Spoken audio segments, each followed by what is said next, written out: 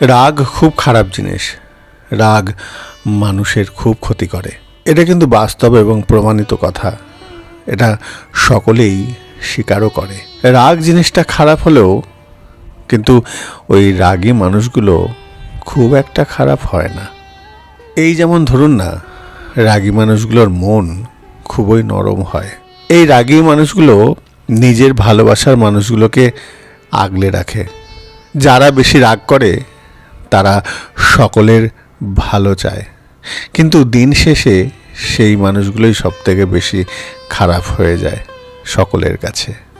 বেশি রাগ করা মানুষগুলো কখনোই কাউকে ধোঁকা দেয় না।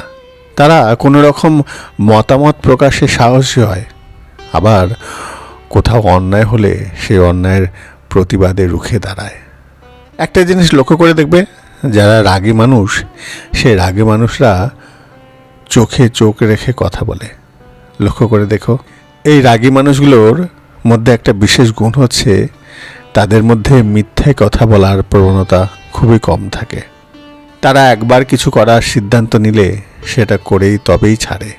আর তারা সহজে হার মানে না এবং লক্ষ্য অর্জনের জন্য তারা কঠোর পরিশ্রম করতে পারে।